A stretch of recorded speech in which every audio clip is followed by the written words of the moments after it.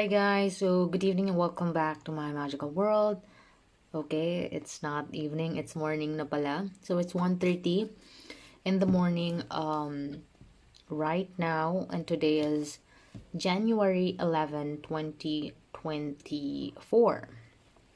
Sobrang bilis, right? So I can't really imagine sometimes like everything just, happens.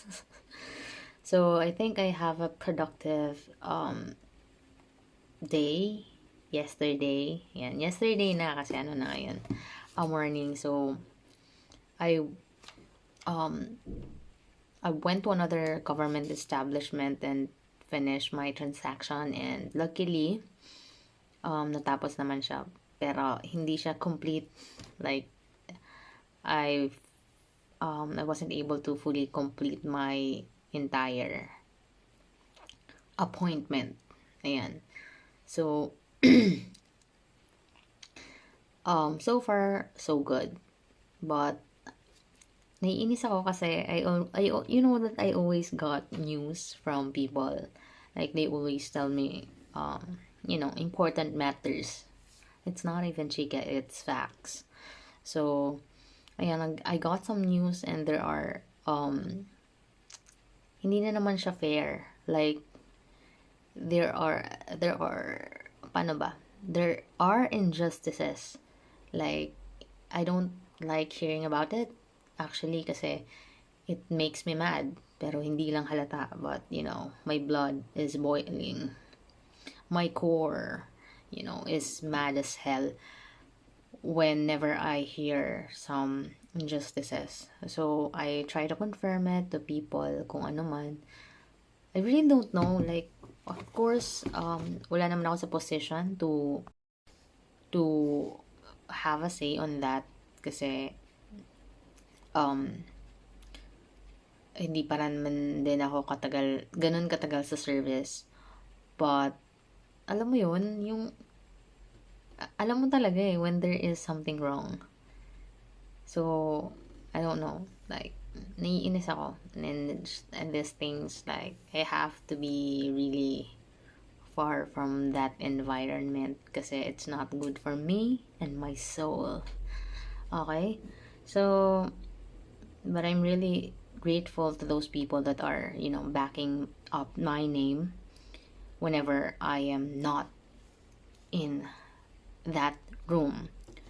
So, believe me, guys, there are people who will protect your name in your absence when some people are trying to slander you or put dirt on your name. Okay? Especially if you triggers the shit out of them. People do some blatantly wrongful things, bad things, injustices that are usually before it's not, they don't usually show it, but now it's right on your face. So kakahiya yung mga ganon. Like wala silang just kapal ng muka. They have it. So sorry, I have to start it with this rant kasi it's not good for my heart. Like I'm not supposed to have this kind of problem kasi the environment that I was in before is extremely healthy. It's chaotic, but the people are good. Gets mo yon? So the circumstances is not good, but I really got really good, genuinely good people. So I kind of miss you guys. So they are also scattered in this planet. Ayan. So let's continue reading, guys. Sorry, I'm a bit exhausted about that news kasi. So I usually don't care kasi I'm just focused on my work most of the time. But it's good that I'm receiving that news, but it's not a good news naman kasi somehow. Like for the others, it's not really good news. So I just feel sorry for them. Maybe, alam nyo guys, like, yung people sometimes na nakakaangat sa inyo. Sometimes you don't even think na they think about you. Yung mga nasa baba. But believe me guys, there are people that are not saying anything. But they're actually thinking about you. Yung mga nasa baba ha. Okay? So, I'm one of them. Pero hindi lang halata. But, in general. Kasi the people who are like that are doing their best. Like, to, alam mo yun, to maging equal din somehow yung mga bagay-bagay. Especially if I already know the personalities of the people. Kasi, I read I read the room most of the time, the energy, and all of those things. Pero hindi halata. So, basta ganun, guys. So, ayan, daldal ko na. I don't wanna overshare. Let's start. So, I hope you'll have a wonderful Thursday. Ito muna, kasi you know that I love Thursday. And most of the time, I'm extremely lucky on this day. So, let's start. So, when told by a loving adult whom one trusts, by the way, we are on to page 236 and 237 of the book flow. Whom one trusts fairy tales, biblical stories, heroic historical deeds, and poignant family events are often the first intimations of meaningful order a person gleans from the experience of the past. In contrast, we found in our studies that individuals who never focus on any goal or accept one unquestioningly from the society around them tend not to remember their parents having read or told stories to them as children. Okay? So, Saturday morning, kiddie shows on television with their pointless sensationalism are likely to achieve the same purpose. Whatever one's background, there are still many opportunities later on in life to draw meaning from the past. Most people who discover complex life themes remember either an older person or a historical figure whom they greatly admired and whom served as a model, or they recall having read a book that revealed new possibilities for action. Ang dali lang. Kasi wait lang guys. Feeling ko nalalasing na ako sa antok. Wait lang guys Kailangan nilagyan ko siya ng mark kasi baka makatulog ako. Alam nyo guys, like whenever usually before I worry, diba, if you know me, like, I'm extremely a night owl, nocturnal person. But, kasi, recently, I'm extremely tired. And I am doing many things. Even though I'm not doing, like, physical work, my head is spinning, like, so fast. Kasi, it wants to accomplish many things. Like, it's so annoying, but it's like that. It's extremely annoying, but I can't do anything about it.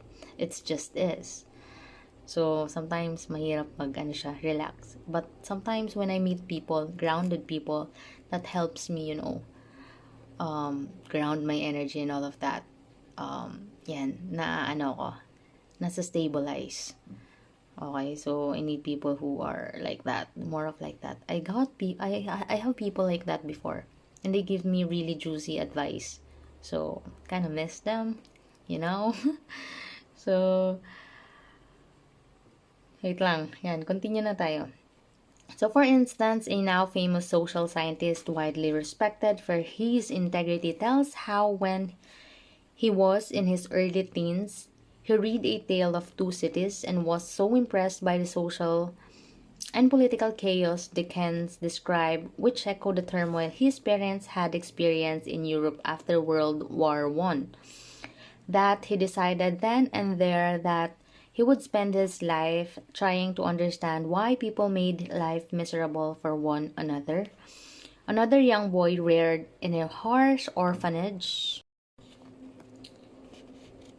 thought to himself after reading by chance a Horatio Alger story in which a similarly poor and lonely youth makes his way in life by dint of hard work and good luck.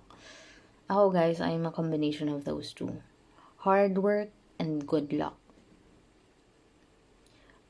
It's hard to say kasi when you are... Basta guys, it's many... I know a lot of you, I mean a lot of my people think that I always get things easily, but it's no. I really work hard for every shit that I have. That I'm enjoying in my life right now. So, I'm just saying that it's not only, you know, ganda lang. Sabi kasi, may nagsasabi kasi, nakakainis kasi pag gano'n na naririnig ko. It's not funny. So, ayan. So, if he could do it, why not me? Today, this person is a retired banker well known for his philanthropy. Others remember being changed forever by the rational order of the Platonic dialogues or by the courageous acts of a character in a science fiction story. Also, guys, you have to learn about taxes and all of that kasi that's the thing that they need to add to school, right? How to manage your taxes. But a lot of elite people have a way of getting away with it. So, ganun talaga, no? The more knowledge and the more money you have, the less they will trouble you. So, ayan. So, at its best, literature contains ordered information about behavior, models of purpose, an example of life successfully patterned around meaningful goals. Many people confronted with the randomness of existence have drawn hope from the knowledge that others before them had faced similar problems and had been able to prevail. And this is just literature. What about music, art, philosophy, and religion? Occasionally, I run a seminar for business managers on the topic of how to handle the midlife crisis. Many of these successful executives having risen as far as they are likely to advance in their organization and often with their family and private lives in disarray welcome the opportunity to spend some time thinking about what they want to do next. For years, I have relied on the past theories and research results. Dali lang. In developmental psychology for the lectures and discussions, I was reasonably content with how these seminars work out and the participants usually felt that they had learned something useful. But it was never quite satisfied that the material made enough sense. Finally, it occurred to me to try something more unusual. I would begin the seminar with a quick review of Dante's Divina Commedia. After all, written over 600 years ago, this was the earliest description I knew of a midlife crisis and its resolution. In the middle of the long and breach poem, wait lang. Wait lang, guys. Nantok na tayo, wait lang. In the middle of the journey of our life, writes Dante, in the first line of the enormously long and rich poem, I found myself inside a dark forest for the right way and I had completely lost. What happens afterward is a gripping and in many ways still relevant account of the difficulties to be encountered in middle age. First of all, wandering in the dark forest, Dante realizes that 3 fierce beasts are stalking him, licking their chops in anticipation. They are a lion, a lynx, and a she-wolf, representing, among other things, ambition, lust, and greed. So, careful guys. What do you want to pursue with this tree? Okay. Wait lang guys. Alam nyo guys, nantok na ko. Like, I wanted to give you advice but I'm really sleepy. Can I continue tomorrow? Joke lang. Nantok na ako guys eh. tomorrow natin i-continue, okay? Kasi it's late na din. So, dami pa akong tatapusin na ano. Basta guys, we'll see. I-continue ko bukas ha. Matulog na din kayo guys. Kasi matulog na muna tayo. Let's call it a day. Good night. Hi guys, so I'll continue reading for you. I think I have no energy from last night kasi nantok na tayo guys kagabi. So I'll just, continue. Okay, so as for the contemporary protagonist of one of the best sellers of 1988, the middle-aged New York bond trader in the Tom Wolfe bonfire of the vanities, Dante's nemesis turns out to be the desire for power, sex, and money. To avoid being destroyed by them, Dante tries to escape by climbing a hill, but the beasts keep drawing nearer, and in desperation, Dante calls for divine help. His prayer is answered by an apparition. It is the ghost of Virgil, a poet who died more than 1,000 years before Dante was born, but whose wise and majestic verse Dante admired so much that he thought of the poet as his mentor. Virgil tries to reassure Dante.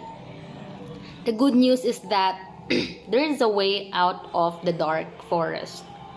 The bad news is that the way leads through hell, and through hell they slowly wend their way, witnessing as they go the sufferings of those who had never chosen a goal, and the even worse fate of those whose purpose in life had been to increase entropy, the so-called sinners.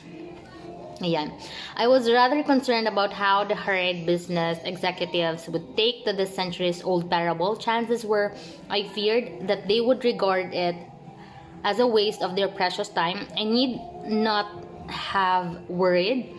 We never had an open and serious discussion of the pitfalls of midlife and of the options for enriching the years that would follow.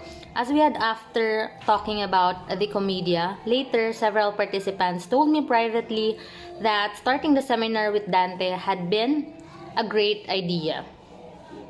His story focused the issues so clearly that it became much easier to think and to talk about them afterward.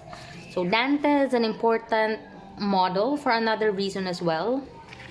Although his poem is informed by a deep religious epic, it is very clear to anyone who reads it that Dante's Christianity is not an accepted but a discovered belief. Okay, so iba-iba tayo ng notions but with regards to this book, right? Discovered belief, yung Christianity. So, sa akin kasi guys, I don't really care about that. So, wait lang. Ano ba to? Wait lang, may dumi. Okay, I don't really care about religion. For me, it's all about the good things, the good deeds, and the respect you have for all life forms. Ganon. So, not really, hindi naman ako discriminative but some religions are just too much, way too much. They're doing all sort of shit that is not really good. 'Di ba? So, sana naman you have the freedom and the intellect to discern what is gonna be good for you or your family or the families that you will create. 'Di ba? Kasi it all starts there. I mean, the world we live in, it will depend on how you raised your daughters and sons, 'di ba? So, ganun, be very careful in choosing your partner and how you raise your kids. Upbringing, it's everything. Okay, so thank you guys for listening and thank you for helping me make this world a better place for all of us and for the future generation. Again, it's me, Frostbite, your favorite and number one celebrity here in the Philippines. Taray. Sige na guys, I'll see you again. So, back to back to worldly thing. Mamaya na lang ulit. So, ayan, hindi na ako tired unlike last night. Diba na, super antok na ako noon eh. Bye!